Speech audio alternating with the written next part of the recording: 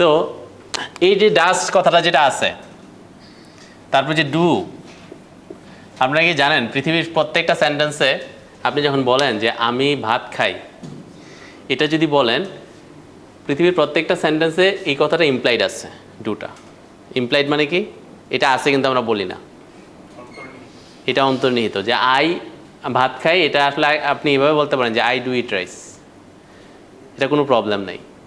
এটা কি সবাই জানেন? আই ডু ইট রাইস বলে কোনো প্রবলেম নাই,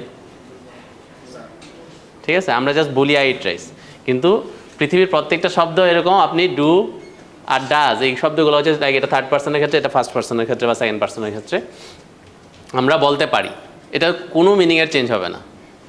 যেমন হচ্ছে যে দে ডু কুক রাইস, তারা ভাত রান্না করে, ইটস ওকে, কোনো প্রবলেম নাই।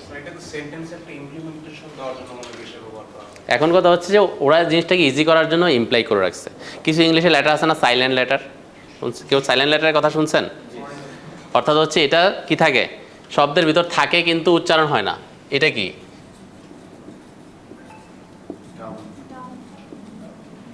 যারা ডাম বলছেন বা নাম বলছেন তারা একটা ভুল বলছেন, কি জানেন? কারণ এটা উচ্চারণ হয় না, ডাম নাম, ঠিক আছে? সো এটাকে বলা হচ্ছে সাইলেন্ট লেটার। থাকার পরও আপনার উচ্চারণ হবে না, এরকম অনেক জায়গায় আছে, ঠিক আছে?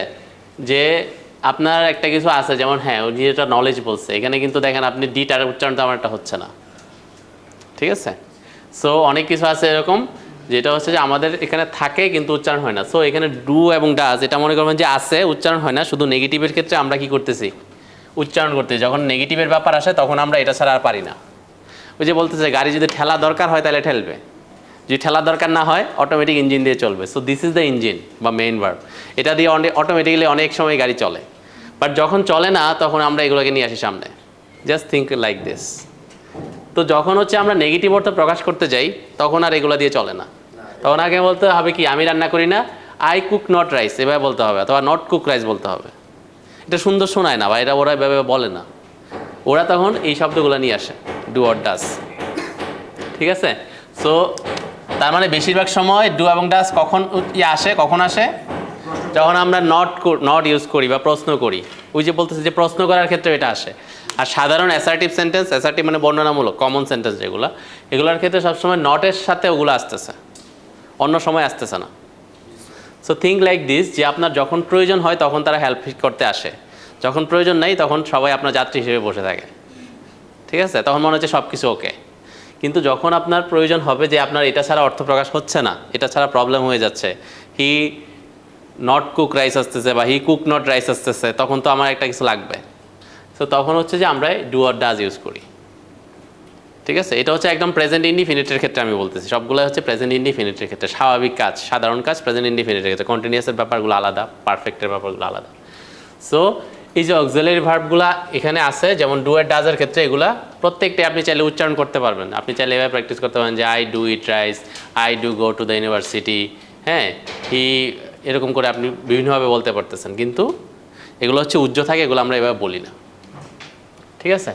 ওকে, তাহলে হচ্ছে যে I do not cook rice, আমি ভাত রান্না করি না। ও সাউন্ড ডিস্ট্র্যাক্টিং। ওকে, তাহলে হচ্ছে এই পোশাকটা আমাকে ফিট করে না,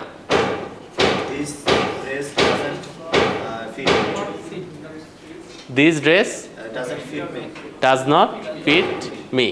আচ্ছা, ডাজ নটকে আমরা সংক্ষেপে ওরা আমেরিকানরা কি বলে? ডাজন্ট, তাড়াতাড়ি হওয়ার জন্য।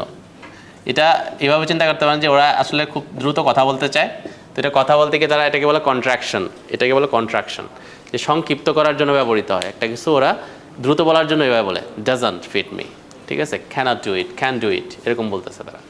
সো এই কাপড়টা আমাকে ফিট করে না, this dress doesn't fit me. So আপনি ডাজ নট বলে এটা বড় হয়, ডাজন্ট বলে আরও বেশি আমেরিকানদের মতো শোনায়, ডাজন্ট ফিট মি, ঠিক আছে?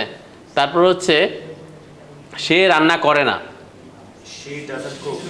She doesn't cook. আচ্ছা, তারপর হচ্ছে যে তারা ইউনিভার্সিটিতে যায় না, they do not go to the university. Okay, তার মানে হচ্ছে যে দেখেন যখনই হচ্ছে যে নেগেটিভের কথা আসতেছে তখনই আমাদের এগুলো হেল্পের প্রয়োজন হচ্ছে, আদারওয়াইজ কিন্তু সাধারণত হচ্ছে না, প্রেজেন্ট ইনডিফিনিটে হচ্ছে না, সাধারণ কথা বলতে গেলে আমাদের হচ্ছে না। এটা হচ্ছে প্রেজেন্ট ইনডিফিনিটের ক্ষেত্রে, ঠিক আছে।